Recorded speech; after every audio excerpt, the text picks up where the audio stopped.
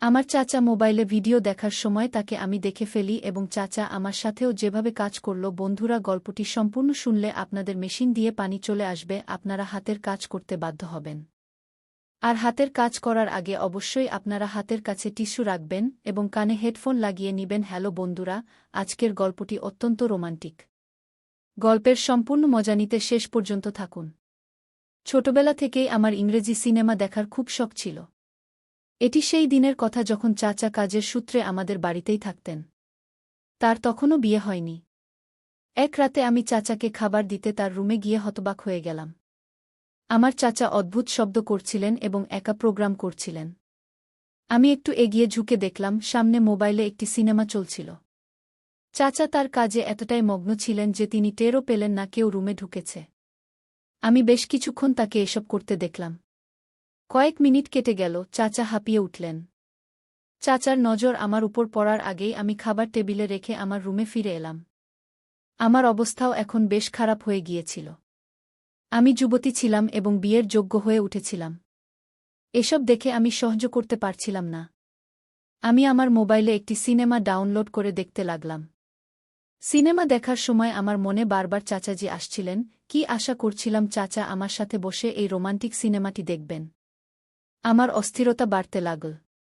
আমি উঠে দরজা বন্ধ করতে যখন ফিরে এলাম, তেমনি দেখে হতবাক হয়ে গেলাম, কারণ চাচা আমার পিছনে কখন থেকে দাঁড়িয়েছিলেন। আমার তো পা থেকে প্রাণ বেরিয়ে গিয়েছিল। আমি কিছু বলার আগেই চাচা আমার মুখে হাত দিয়ে দরজা বন্ধ করে দিলেন। চাচা আমার হাত ধরে তার পাশে বসালেন এবং আমার সাথে সিনেমা দেখতে লাগলেন। সিনেমা দেখার সময় চাচা ধীরে ধীরে তার হাত আমার পিঠে বুলাতে শুরু করলেন। আমার মধ্যে এতটুকু সাহসও ছিল না যে আমি চাচার হাত সরিয়ে দিই। আমি আমার শরীর সম্পূর্ণভাবে শিথিল করে দিয়েছিলাম। চাচা আমার হাত ধরে যখন তার হ্যালো বন্ধুদের, স্বাগতম আপনাদের সবাইকে আমাদের আরও একটি রোমাঞ্চকর গল্পে। আশা করি আপনাদের এই গল্পটি খুব পছন্দ হবে। বন্ধুদের, গল্পটি অত্যন্ত মজার হতে চলেছে, তাই মন দিয়ে শুনুন। আমার নাম কাজল এবং আমার বয়স 18 বছর। আমি আমার স্বাস্থ্যের খুব যত্ন নিই। আমার আম্মি জানের সম্পর্ক ছিল একটি গ্রামের সাথে এবং সেখানকার দেশি ঘি খুব বিখ্যাত ছিল। স্বাস্থ্য ভালো করার জন্য মানুষ এই দেশি ঘি ব্যবহার করত। তাই আমার আম্মি জান আমার জন্য চাচার ডিউটি লাগিয়ে দিয়েছিলেন, যিনি দূরের সম্পর্কে আমার আম্মার ভাই ছিলেন এবং সম্পর্কে তিনি আমার মামাও ছিলেন। কিন্তু আমি তাকে কখনো মামু বলতাম, কখনো চাচা বলতাম। আমার আম্মি চাচাকে বলেছিলেন যে তিনি আমাদের জন্য গ্রাম থেকে দেশি ঘি নিয়ে আসবেন। আমার চাচা এখন প্রতি মাসে আমাদের বাড়িতে দেশি ঘি নিয়ে আসতেন। চাচা বেশ যুবক এবং স্মার্ট ছিলেন এবং তার এখনও বিয়ে হয়নি। তার জন্য অনেক প্রস্তাব এসেছিল এবং আমার নানিও চাইতেন যে তার দ্রুত বিয়ে হয়ে যায় এবং তিনি তার ভালো বয়সে বিয়ের মজা নিতে পারেন। কিন্তু আমার চাচার কথা ছিল যে তিনি প্রথমে তার পড়াশোনা শেষ করবেন এবং যখন ভালো চাকরি পাবেন তখনই বিয়ে করবেন। তার এই কথায় সবাই চুপ হয়ে গিয়েছিলেন। আমার চাচার সাথে আমার খুব ভালো সম্পর্ক ছিল। এর কারণ ছিল যে আমি আমার মা-বাবার একমাত্র সন্তান ছিলাম এবং ছোটবেলা থেকেই আমি আমার চাচার খুব কাছাকাছি ছিলাম। আমার চাচা আমাকে খুব ভালোবাসতেন। কিন্তু যত আমি বড় হচ্ছিলাম তত আমার আম্মি জান আমাকে বোঝানো শুরু করেছিলেন যে এখন আমাকে আমার চাচা থেকে দূরত্ব বজায় রাখতে হবে এবং একটি সীমার মধ্যে থেকেই তাকে দেখা উচিত। এই কথায় আমি একটু মন খারাপ করেছিলাম। কিন্তু আমার চাচা যখন 1 মাস পর আসতেন তখন আমি তার সাথে অনেক গল্প করতাম। স্কুলের পর আমি এখন কলেজে পৌঁছে গিয়েছিলাম। কলেজে আমার একটি বন্ধু হয়েছিল। সে খুব ধনী পরিবার থেকে ছিল। তার পড়াশোনার সাথে কোনো সম্পর্ক ছিল না। এই কারণে আমারও পড়াশোনায় আগ্রহ কমতে লাগল এবং আমি অন্যান্য কাজে বেশি মনোযোগ দিতে লাগলাম। কিন্তু কেউ এই বিষয়ে গুরুত্ব দেয়নি, কারণ আমি ম্যাট্রিক বেশ ভালো নম্বর দিয়ে পাস করেছিলাম। একদিন আমার সই আমাকে একটি ইউএসবি দিল, যাতে সে অনেক সিনেমা ডাউনলোড করে রেখেছিল।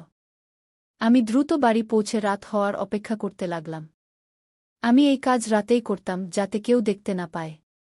আমাদের বাড়ির উপরের রুমে একটি টিভি ছিল।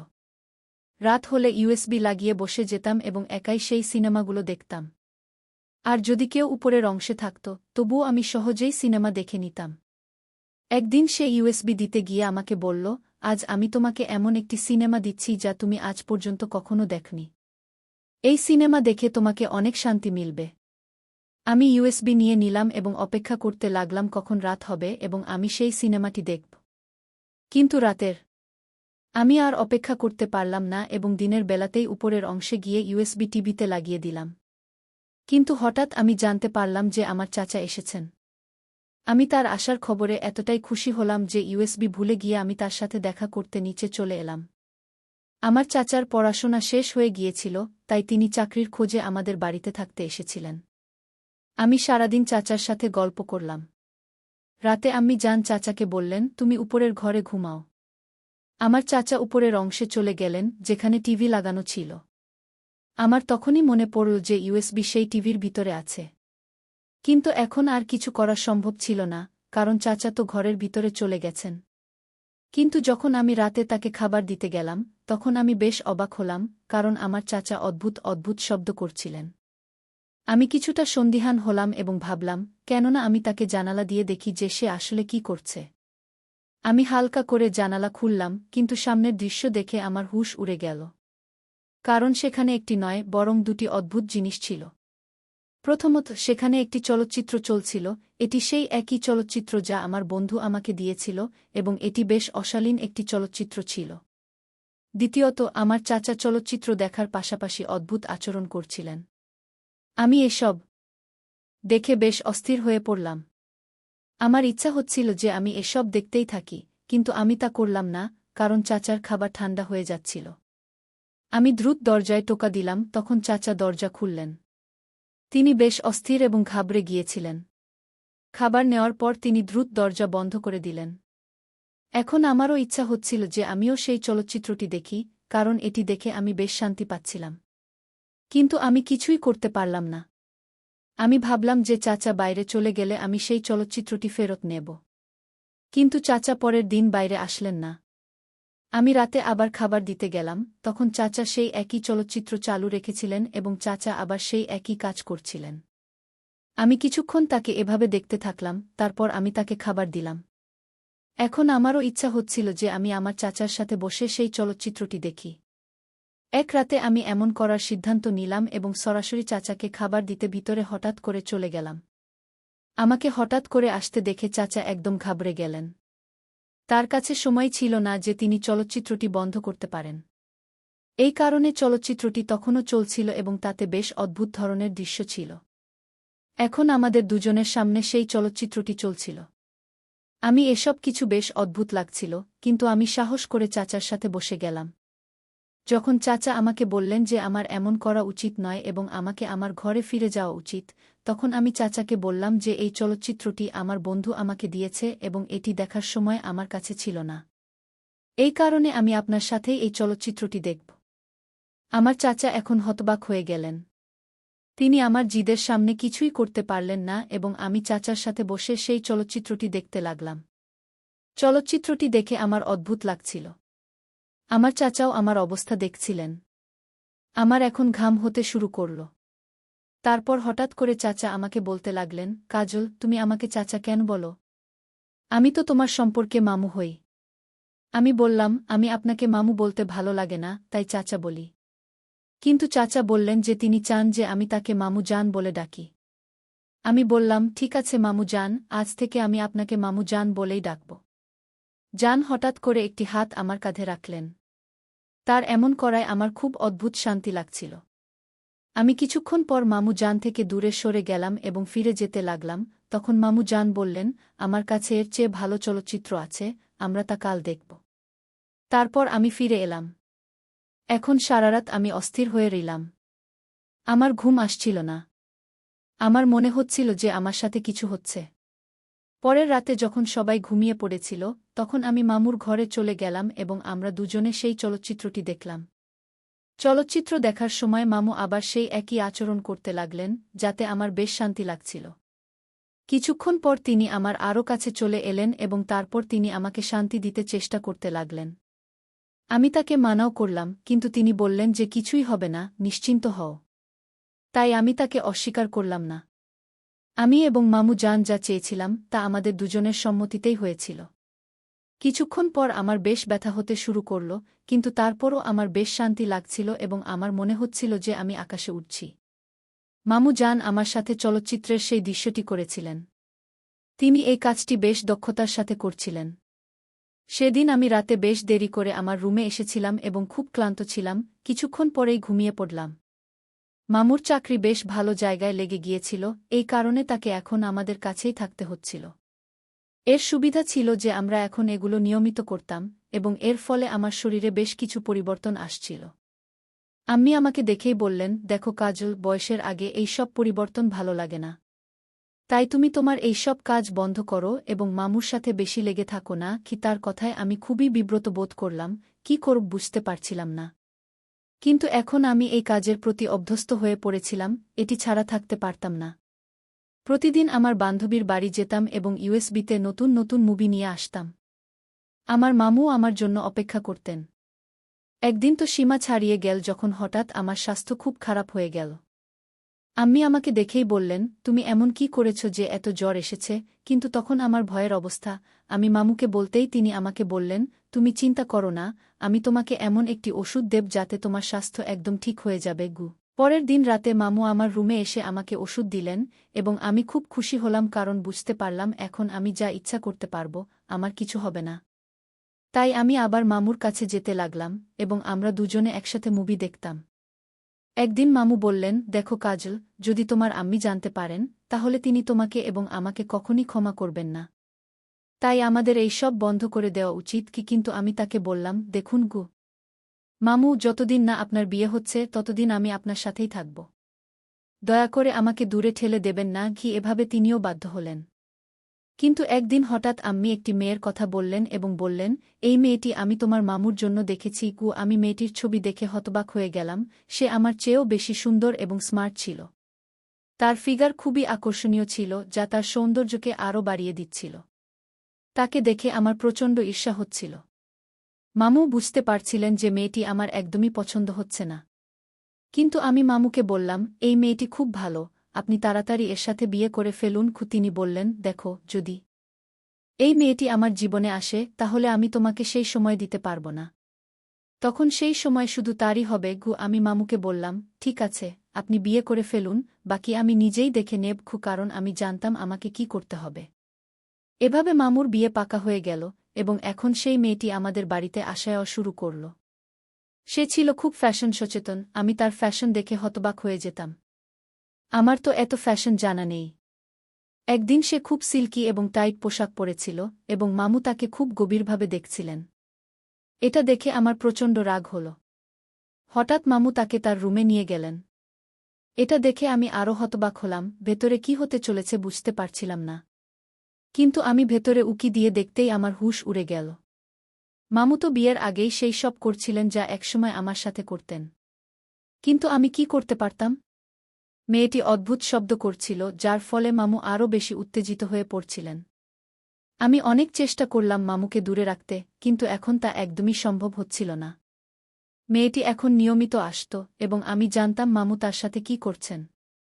একদিন মামু আমাকে মন খারাপ অবস্থায় দেখে বললেন, দেখো কাজল, এখন তোমারও কোনো ছেলে খুঁজে নেওয়া উচিত কি? কিন্তু আমি বললাম, আমার কোনো ছেলে চাই না, এবং আপনাকে আমার জন্য চিন্তা করার দরকার নেই। আপনি আপনার হবু স্ত্রীর দিকে নজর দিন, আমার কথা ভাবা বন্ধ করুন। মামু বুঝে গিয়েছিলেন যে আমি সব জানি। তিনি আমার কাছে ক্ষমা চাইলেন এবং বললেন, কাজল, যদি তুমি বলো, আমি তার সাথে বিয়ে করব না। মামুর কথা শুনে আমি হতবাক হয়ে গেলাম, তিনি আমার জন্য এত বড় কুরবানি দিতে প্রস্তুত। কিন্তু আমি জানতাম এটা হবে না, একদিন না একদিন মামুকে তো বিয়ে করতেই হবে। যাই হোক, আমি মেয়েটির সাথে বন্ধুত্বও করে ফেলেছিলাম, এবং এখন আমরা দুজনে মিলে কথা বলতাম। একদিন আলাপচারিতায় আমি তাকে বললাম, তোমার ফিগার এত আকর্ষণীয়। আমি কিভাবে আছে, আমাকেও কোনো উপায় বলো না গি। তারপর সে আমাকে কিছু বিশেষ ব্যায়াম করতে বলল এবং একটি ক্রিম লিখে দিল। বলল, এই ক্রিমটি তোমার শরীরে প্রতিদিন রাতে লাগাতে হবে গু। যেমন যেমন সেই মেয়েটি আমাকে বলেছিল, আমি তেমনি করলাম, এবং এভাবে আমার সৌন্দর্যও বৃদ্ধি ঘটল এবং আমিও যুবতী ও সুন্দর দেখাতে শুরু করলাম। একদিন আম্মি জান আমাকে ডাকতে লাগলেন, বললেন, তুমি কি ধরনের হটকারিতা করছ? বয়সের চেয়ে বড় দেখানোর শখ চেপে গেছে তোমার? তুমি তো মেয়েই থাকো ঘ। আমি আম্মি জানকে বললাম, দেখুন, এটা তো মেয়েদের গহনা, এটা ছাড়া মেয়ে সুন্দর হয় না গি। আমার এই কথা শুনে আম্মি জানও পিছিয়ে গেলেন। এভাবে তার বলা আমল করার পর আমি আরও বেশি হাসিন ও সুন্দর দেখাতে শুরু করলাম, এবং এখন তো মামু জানও আমাকে আরও বেশি দেখতে লাগলেন। কিন্তু আমি সিদ্ধান্ত নিয়ে ফেলেছিলাম যে আমি এখন আর কখনো তাদের আমার কাছে আসতে দেব না এবং তাদের এভাবেই জ্বালাব। জানের সেই মেয়েটির সাথে বিয়ে হওয়ার কথা ছিল। দিন দ্রুত কেটে যাচ্ছিল, কিন্তু বিয়ের রাতে হঠাৎই সেই মেয়েটির তবিয়ত খুব খারাপ হয়ে গেল। এই ব্যাপারে মামু জান খুবই উদাস হয়ে গেলেন এবং বললেন, আমি ভাবতেও পারিনি যে বিয়ের রাতে আমার সাথে এসব ঘটবে গু। আমি ভেতর থেকে খুব খুশি হচ্ছিলাম, কিন্তু বাইরে থেকে মামু জানের দুঃখকষ্টে শরিক ছিলাম। কিছুদিন পর সেই মেয়েটি সুস্থ হয়ে গেল, তখন মামু জান তার সাথে হানিমুনে যেতে লাগলেন। হঠাৎই সেই মেয়েটি বলল, দেখো কাজল, তুমিও আমাদের সাথে হানিমুনে চলো গু। আমি তার এই কথা শুনে হতবাক হয়ে গেলাম। আমি বললাম, না, হানিমুন তো কাপলদের জন্য, আমি সেখানে শেষমেশ কি করব? আমাকে কাবাবের হাড় হতে হবে না গি। কিন্তু আমার মামুর বউ বলল, দেখো কাজল, তুমি আমাদের সাথে থাকবে, তুমি আমাদের ছবি তুলবে। আমাদের ছবি কে তুলবে? মামু জানও বললেন, হ্যাঁ হ্যাঁ, এটা ঠিক, তুমিও আমাদের সাথে চলো গু। এভাবে আমি তাদের সাথে যেতে রাজি হয়ে গেলাম। আম্মি জান আমাকে অনেক মানা করেছিলেন এবং অনেক বুঝিয়েছিলেন, দেখো কাজল, তুমি সেখানে যেও না গি। কিন্তু আমি কি করতাম? আমি বাধ্য হয়ে সেখানে যেতে রাজি হলাম। উপরন্তু আমার মনেও ছিল যে আমি তাদের দুজনকে নজরে রাখব। এভাবে আমিও তাদের সাথে হানিমুনে চলে গেলাম। কিন্তু মামু জানের কাছে এত টাকা ছিল না যে তিনি 2টি রুম বুক করবেন, তাই তিনি একটি রুম বুক করলেন। এভাবে আমরা 3জন একটি রুমেই থাকতে শুরু করলাম। রাতে যখন আমি ক্লান্ত হয়ে ঘুমিয়ে পড়লাম, হঠাৎই আমার কানে আওয়াজ আসতে লাগল। আমি যেমনই চোখ খুললাম, সামনের দৃশ্য দেখে আমার হুঁশ উড়ে গেল, কারণ মামু জান ও মামি দুজনেই পরস্পরের সাথে প্রেমময় মুহূর্ত কাটাচ্ছিলেন। আমার চোখে বিশ্বাস হচ্ছিল না যে আমি এখনও এসব দেখছি। কিছুক্ষণ পরেই আমার মামি ঘুমিয়ে পড়লেন। অল্প কিছুক্ষণ পর মামু জান আমাকে তার কাছে ডাকলেন। আমি তার ইচ্ছা বুঝে গিয়েছিলাম, কিন্তু আমার মন ভেতর থেকে খুব ভয় পাচ্ছিল যে এখন কি হতে চলেছে। কিন্তু আমি এই সুযোগও হারাতে চাইনি, তাই তার কাছে চলে গেলাম। তিনি আমাকে তার পাশে বসালেন এবং আরাম করে বললেন, দেখো কাজল, তোমার মামির ঘুম খুব গভীর, সে এত সহজে উঠবে না, তাই তুমি নিশ্চিন্ত থাকো। আমরা যাই করি, তোমার মামির একদমই খবর থাকবে না গে। আমি বললাম, আমি এ ব্যাপারে একদমই নিশ্চিত নই যে মামির চোখ খুলবে না গে। তিনি বললেন, দেখো কাজল, তোমার মামি একদমই জাগবে না গে। আমি বললাম, যদি তাই হয়, তাহলে এমন কিছু করো যাতে মামি জানের জাগার সম্ভাবনা কম হয় গি। মামু জান বললেন, তুমি চিন্তা করো না, তোমার মামিকে আমি কিছুক্ষণ আগে দুধে একটি গোলা দিয়ে খাইয়ে দিয়েছি, এখন সে সারারাত আরামে ঘুমাবে গু। মামু জানের কথা শুনে এখন আমিও নিশ্চিন্ত হয়ে গেলাম এবং মামু জান খুব সতর্কতার সাথে প্রেমময় মুহূর্ত আমার সাথে কাটাতে লাগলেন। এই ভেবে আমি আরও বেশি হতবাক হয়ে গেলাম যে বিয়ের পর তিনি আমার সাথে এসব করবেন। কিন্তু আমার খুব ভালো লাগছিল, যদিও আমার নজর মামির দিকে ছিল যে সে যেন না জেগে ওঠে। কিন্তু মামি তবুও জাগেনি। কিছুক্ষণ পর আমি খুব ক্লান্ত হয়ে পড়লাম। আমি মামু জানকে বললাম, আপনি জিতেছেন, আমি হারলাম, এবার থামুন, আর পারব না গি। কিন্তু মামু জান বললেন, দেখো, আমি অনেক অপেক্ষা করেছি, আমি তোমাকে খুব মিস করি। তোমার মামির মধ্যে সেই গুণ নেই যা তোমার মধ্যে আছে গি। তারপর মামু জান আমাকে জিজ্ঞাসা করলেন, হঠাৎই তোমার মধ্যে এত পরিবর্তন কিভাবে হলো? মামু আমাকে দেখেই এসব বলছিলেন, তার চোখ আমার দিকেই ছিল। আমি বুঝে গিয়েছিলাম যে তিনি কি ইঙ্গিত করছেন। আমি মামুকে চোখ টিপে বললাম, এটা তো আপনার বিয়েই আমাকে বলেছে। সে আমাকে যা করতে বলা হতো, আমি তাই করতাম। রাত অর্ধেক হয়ে গিয়েছিল, আমি ক্লান্ত হয়ে ঘুমিয়ে পড়লাম। পরের সকালে মামি খুব খুশি ছিলেন, তারপর তিনি গোসল করতে চলে গেলেন। আমি জানতাম আমাকেও গোসল করতে হবে, কিন্তু মামি বললেন, এত ঠান্ডা, তুমি কেন গোসল করছ? আমি তাদের এই কথা শুনে নীরব হয়ে গেলাম। মামু জান বললেন, এটার অভ্যাস, এ তো প্রতিদিনই গোসল করে। মামু জানের এই কথা শুনে আমার প্রাণে প্রাণ এল। আলহামদুলিল্লাহ, মামু জান আমাকে বাঁচালেন। এভাবে আমিও গোসল করে ফ্রেশ হয়ে গেলাম। আমি বুঝে গিয়েছিলাম যে যতদিন আমরা হানিমুনে থাকব, আমার সাথে এগুলো চলতেই থাকবে। না চাইলেও তাদের ছবি তো তুলতাম, কিন্তু এখন আমার উদ্দেশ্য ছিল অন্য কিছু। রাতে আমি অপেক্ষা করতাম, কিন্তু যেই মামি ঘুমাতেন, মামু জান আমাকে তার কাছে ডেকে নিতেন। কিন্তু আমি জানতাম যে এসব এখন ভুল, এবং এসব কতদিন চলবে। ওষুধটা আমার কাছেই ছিল, এই ওষুধের উপর ভরসা করে আমি নিশ্চিন্ত ছিলাম, তাই তার কোনো চিন্তাও ছিল না। কিন্তু আমি জানতাম যে সামনে আমার জন্য খুব কঠিন হবে, যদি আমার বিয়ে হয় এবং আমার ভাবি স্বামী জানতে পারে যে আমি আগেই এসব করেছি, তাহলে সে নিশ্চিত আমাকে ছেড়ে দেবে।